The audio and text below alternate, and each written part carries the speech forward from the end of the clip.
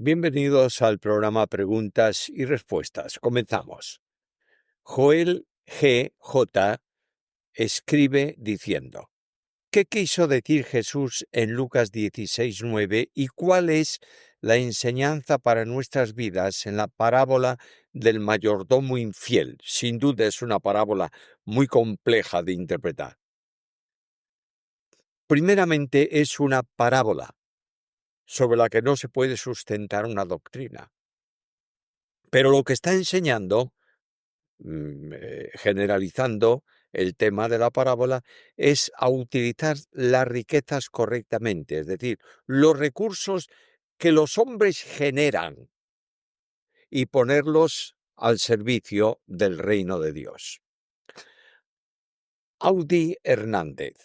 En el cielo podremos ver a Dios el Padre y al Espíritu Santo, ya que la Biblia en unos versos dice que sí le veremos y en otros dice que nadie le puede ver. Bueno, no sé en qué versículos de la Biblia se afirma que podemos ver a Dios, el Padre, y a Dios el Espíritu. Dios es Espíritu, por tanto es invisible al ojo humano. Pablo afirma que habita en luz inaccesible a quien los hombres no han visto ni pueden ver jamás. Primera Timoteo 6:16. Este Dios invisible se hizo visible en Jesucristo. Juan 1:18. Por tanto, eternamente veremos a Dios en Cristo. Amada Giordano, quiero por favor que me explique cuál es el pecado oculto del que habla el salmista. Pues mira, pecado oculto es cualquier pecado que no ha sido confesado y que está oculto para los hombres en el corazón del pecador. Pero ese pecado oculto sin confesar es plenamente conocido por Dios.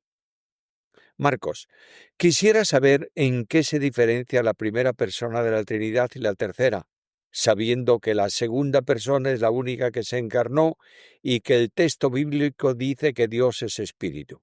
Bueno, la primera persona, el Padre, no procede de ningún otro y es personificado, personalizado, mejor dicho, Padre. La segunda es el Hijo, que realmente se encarnó para hacerse hombre.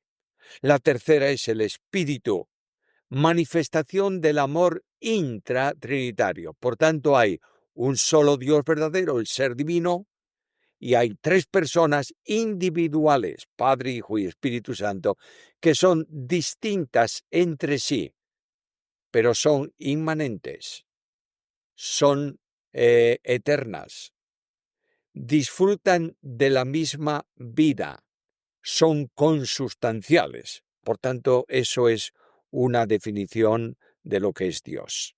Dios me glorifica. En tiempos del Antiguo Testamento se habla: te daré la tierra que fluye leche y miel. Mi pregunta es la siguiente. Referente a la leche, sé que hace referencia a la leche que daban las cabras, pero ¿a qué se refiere con la miel? ¿Es igual a la que hoy conocemos? Tengo entendido que la miel era referente a los dátiles machacados hechos una masa. Por otro lado, en el libro de Jueces, en la historia de Sansón, se dice que él mismo comió miel de león muerto. Claro, no me cuadra. Dígame su respuesta y sáqueme de estas dudas. Mira, el término usado de que la tierra fluye leche y miel es una figura de lenguaje para decir que era una tierra excelente. Nada tiene que ver de qué animal procede la leche. Pueden ser de vacas, de ovejas, de cabras. Y la miel es el producto que elaboran las abejas.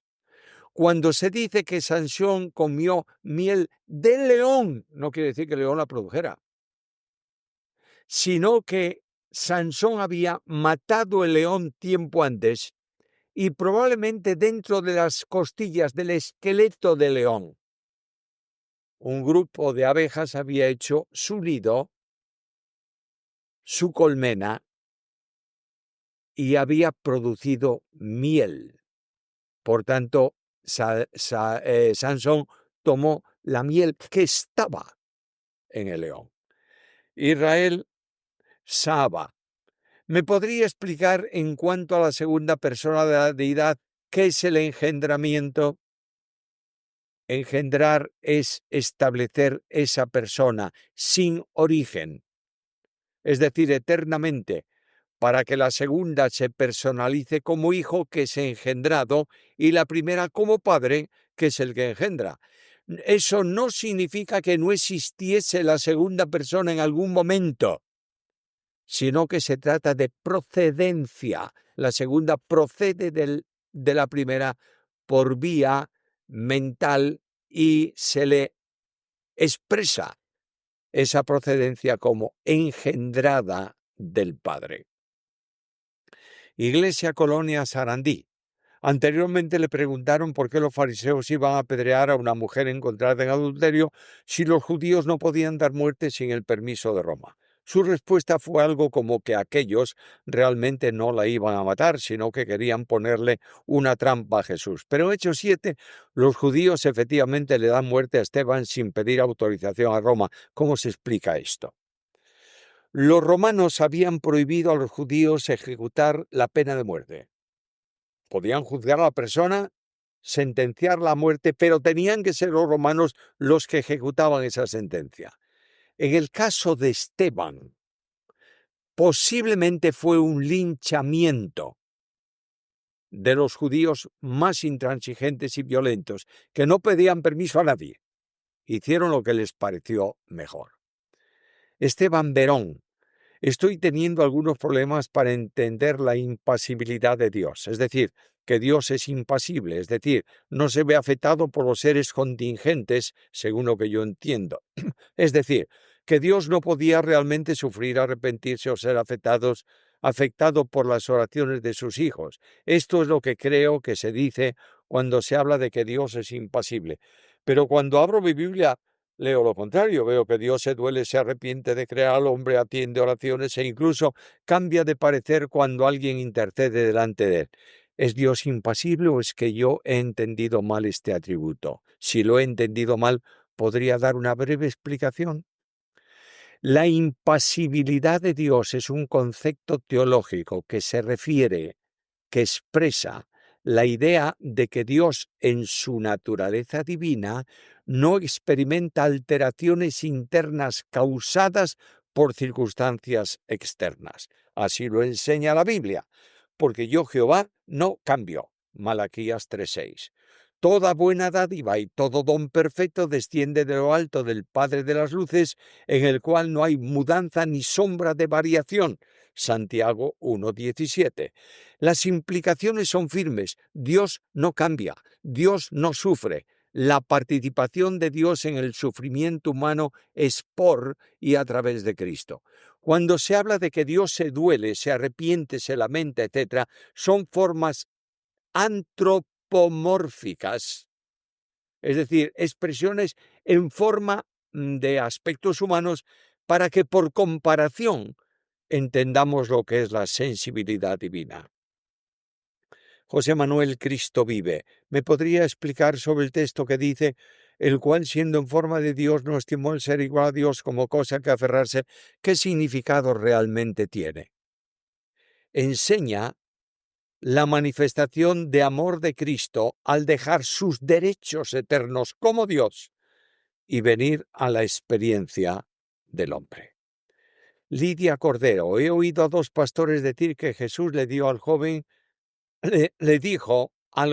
que él no era bueno, lo cual me parece una contradicción al hecho de que él es el Hijo de Dios. ¿Por qué me llamas bueno? Solo Dios es bueno. ¿Lo explica, por favor?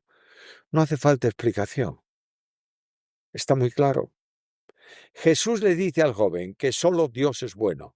Por consiguiente, si el joven le consideraba bueno a él, es que Jesús era Dios. Nadie puede decir a la luz de la Biblia que Jesucristo no era absoluta, perfecta, infinita, eternamente bueno, porque sería decir que no era Dios. Y cuando Cristo dice solo Dios es bueno, está diciendo yo soy Dios porque soy bueno. Johnny, ¿me puedes decir si Erasmo de Rotterdam, según arguyen muchas personas, tomó códices no menores del siglo X y XII? ¿Eso es cierto? Erasmo de Rotterdam, nacido en 1466, muerto en 1536, utilizó códices que databan principalmente de los siglos XIV y XV en sus estudios y en sus trabajos, especialmente en la elaboración del famoso Nuevo Testamento griego publicado en 1516. Erasmo se basó en varios manuscritos griegos y latinos de esa época, muchos de los cuales eran copias medievales de textos originales. Pero la pregunta que me surge es esto: ¿por qué ese interés? ¿Cuál es el trasfondo que domina esa pregunta? Y me imagino que es la discusión titánica y la pérdida de tiempo absoluto de decir que si los manuscritos son válidos para el receptus, si no son válidos, si es bueno, si no es bueno. Historias, reflexiones que causan distorsión y no bendición. Johnny, es cierto que la Septuaginta o la Reina Valera 60 tuvo que tomar del texto el texto de Apocalipsis de la Vulgata latina, que no disponía de este. Mira, Johnny, primero, la Septuaginta es una traducción de los libros del Antiguo Testamento. Ahí no está Apocalipsis. Segundo, Reina Valera tradujo principalmente desde el Receptus, y ese tiene el Apocalipsis. Muchos ignorantes confunden las cosas. Y lo que ocurrió en textos tomados de la Vulgata fue que Erasmo, en algunos pocos, no tenía en griego, y efectivamente acudió a la Vulgata latina.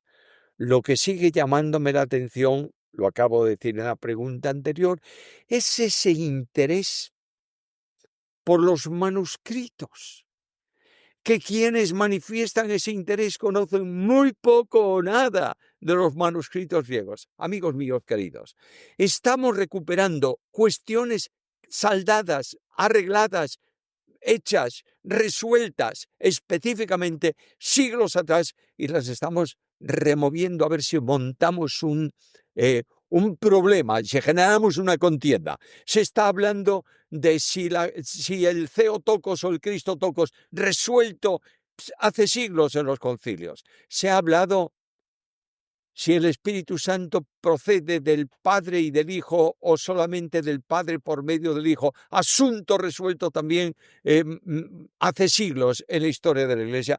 No perdamos el tiempo, por favor.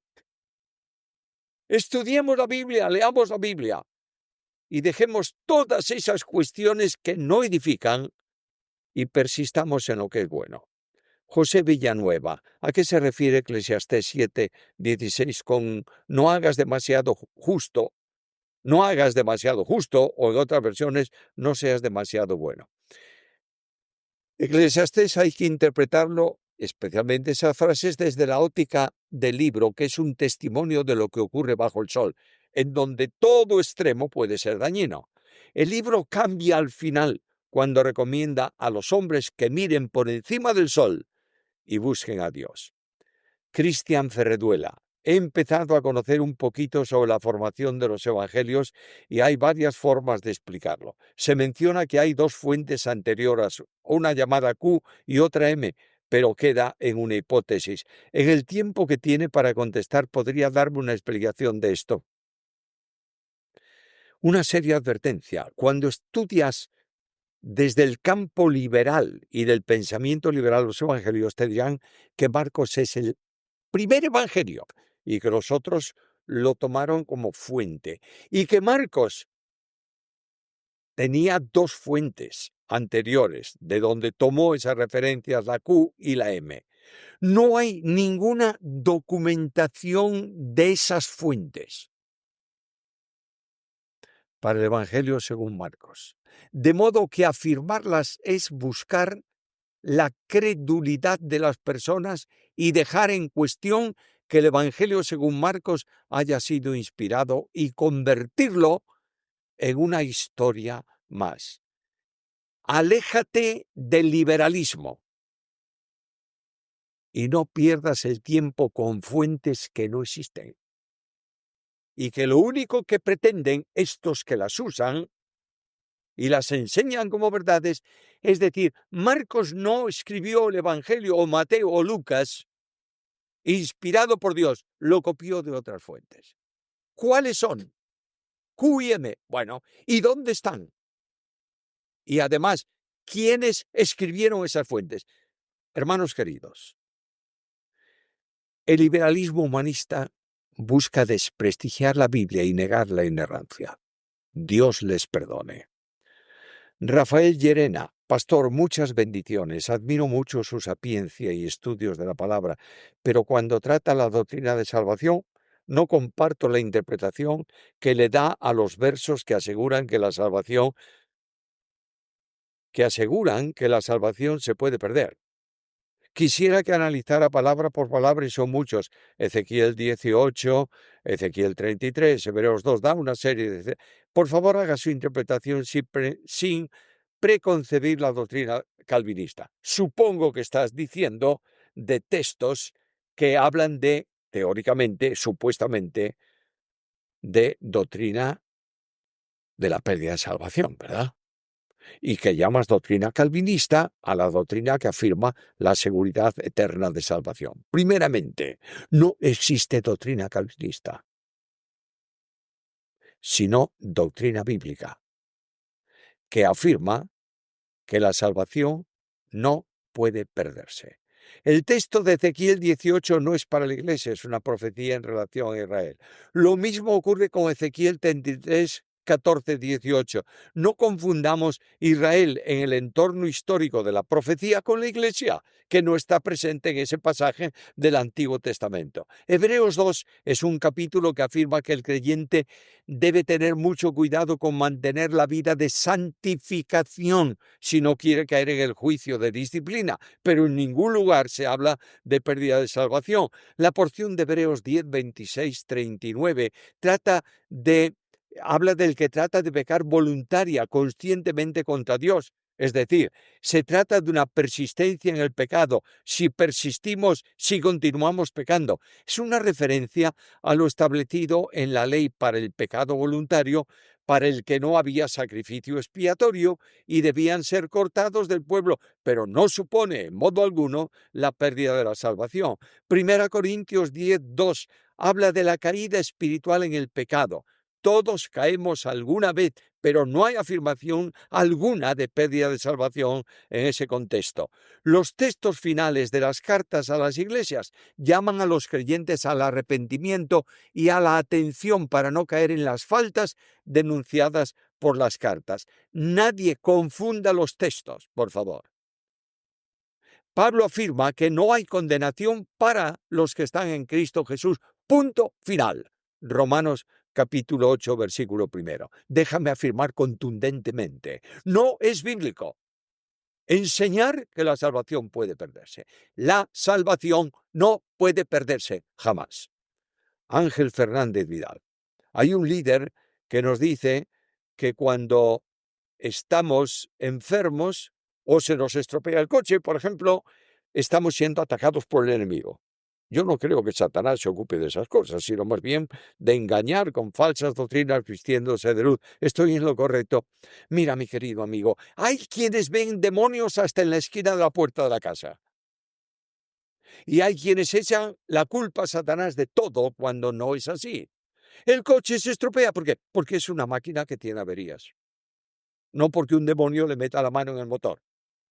El hombre se enferma, ¿por qué? Porque tiene un cuerpo que es afectado por problemas físicos, no porque el demonio esté hurgando en sus miembros o elementos interiores. Es cierto que los demonios pueden inquietarnos y molestarnos, pero en cuanto a enfermedad del creyente, solo pueden hacerlo si Dios se lo permite.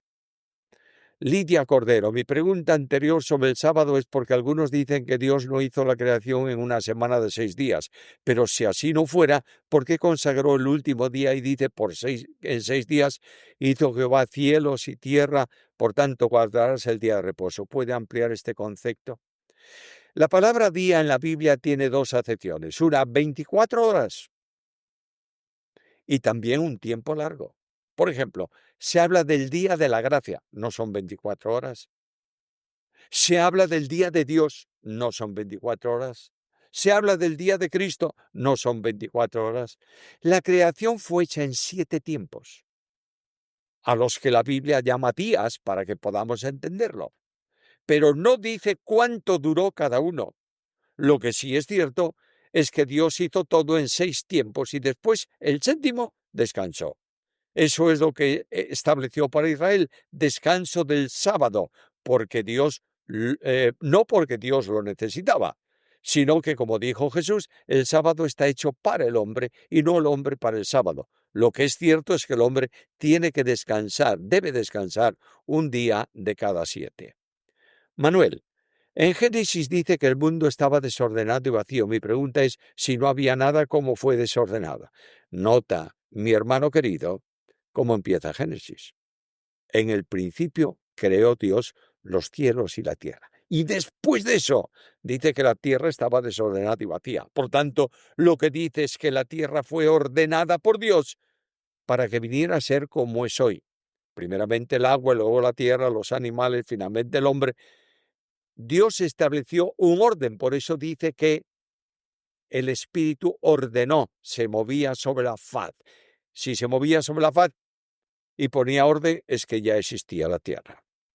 Ángel Silva. El problema, según el contexto de la epístola a los Gálatas, es que los judaizantes que querían enseñar que Cristo no era suficiente, es decir, que querían añadir a la gracia obras y esfuerzos para cumplir ritos ceremoniales y así cumplir la ley para salvación, es así.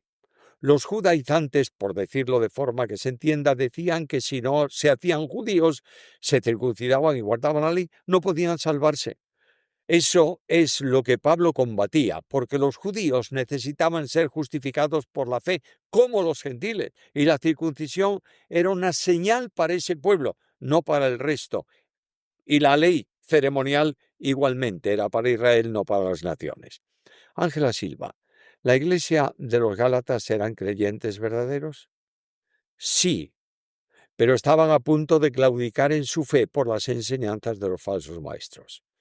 Juan José Covacantillo, 2 Pedro 3:5. Estos ignoran voluntariamente que en el tiempo antiguo fueron hechos por la palabra de Dios los cielos y también la tierra, que proviene del agua y por el agua subsiste. Debido a este versículo, podría hacerse esta comparación con la Trinidad, ya que del agua Dios formó cielos y del agua salió la tierra. El planeta Tierra es un solo planeta, pero el agua no es cielo y el cielo no es tierra y la tierra no es agua, pero son un solo planeta. Se podría aplicar estas comparaciones, que está en una larga pregunta. eh, y dice, ¿quieres saber su opinión o qué libro recomienda para aprender más profundamente sobre la doctrina de la Trinidad? Me gustaría saber con qué ejemplo se puede aplicar. Mira, yo te recomendaría con mucha humildad mi libro sobre Trinidad. Ahí te explica gran parte de lo que tú preguntas. Si a ti te viene eso y te sirve para entender mejor la Trinidad, úsalo. Pero lo que tenemos que creer es que Dios es un ser, no una persona, y que en Él subsisten eternamente 3 personas, el Padre, el Hijo y el Espíritu, distintas entre sí, pero cada una de ellas es el único Dios verdadero. José Manuel Cristo vive. Cuando habla de lo intratrinitario, esto sucede en el seno trinitario, pero fuera del seno trinitario, en la actividad de las personas divinas, hay también algo que sea intratrinitario. Pues naturalmente, Dios tiene aspectos que son solo para Dios y que forman parte de su vida, de sus relaciones, entre ellas, no extra, no afuera. Y esto es intratrinitario. Esos mismos aspectos se producen donde está Dios. Por tanto, si está en nosotros, los aspectos intratrinitarios se producen donde está Dios, que es en nosotros. José Manuel Cristo vive. ¿Qué diferencia hay entre generación eterna y filiación eterna? Generación eterna es la condición de realidad de vida de la segunda persona que procede de la primera. Filiación es la condición de la segunda frente a la primera, que es hijo. Y las dos cosas son eternas. Manuel Sandoval, ¿es correcto, según la Biblia, decir que solo Adán y Eva y Jesús han tenido libre albedrío? Yo entiendo que sí, pero algunos creen que tenemos libre albedrío para buscar a Dios por nuestra cuenta sin la intervención divina, cosa que no leo por ningún lado en la Biblia. Solo los que has citado en su humanidad, Adán, Eva, Jesús, tuvieron verdadero libre albedrío. Luego, por causa del pecado original que traemos, nuestra libertad está condicionada y orientada al mal, de modo que tenemos un libre arbitrio, pero no un libre albedrío. Por otro lado, sin la intervención divina, nadie busca a Dios. Joselito, estando presente una persona divina, lo están las otras dos por inmanencia entre ellas. ¿Puede explicar un poco eso? Inmanencia es la presencia de una persona en otra. En la Trinidad las personas divinas son inmanentes y consustanciales, de modo que no siendo independientes, sino individuales, donde está Dios, y Dios es un ser, no una persona, en el que subsisten tres personas divinas. Ángel Castillo, me gustaría que me explique el pasaje de Mateo 27, 52-53. ¿Estos que resucitan fue para vida eterna o se reinsertaron en la sociedad?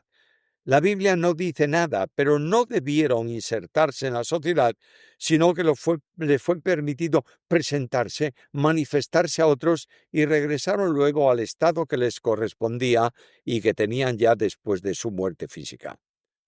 Joselito, cuando el creyente se convierte en morada trinitaria de las personas divinas, ¿se genera la verdadera espiritualidad trinitaria? ¿Nos puede explicar un poco eso? Es muy complicado de explicar esto en una respuesta a una pregunta. Es suficiente con decir que cada persona divina produce en el creyente algo característico de ella, que conlleva una vida conforme a Dios y que es lo que se llama espiritualidad trinitaria en el creyente. José Villanueva, Jeremías 39, 11, 12.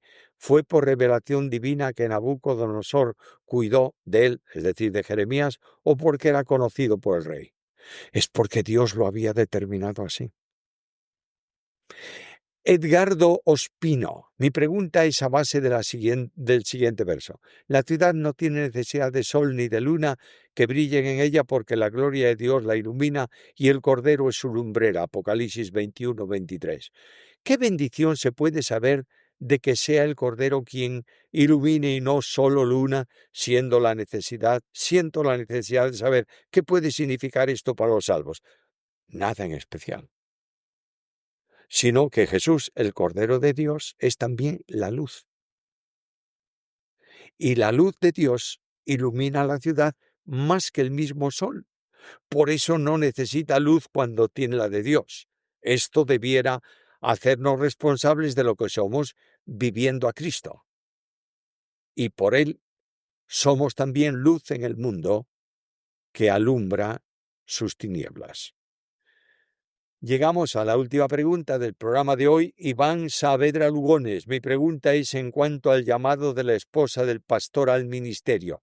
¿Tiene un llamado personal y concreto o está vinculado al llamado de su esposo pastor? ¿Qué opina al respecto? Cuando Dios llama a un marido al ministerio, llama también a la esposa para que le acompañe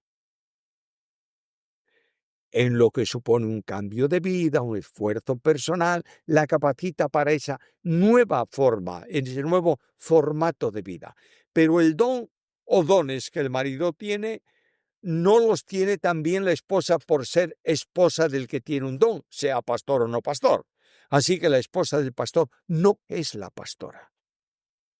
Pero Dios le da a la esposa del pastor amor por la obra a la que su marido es llamado, para que sea de ayuda idónea también en el ministerio. Que el Señor os bendiga y nos encontramos en el próximo programa si Él no viene antes.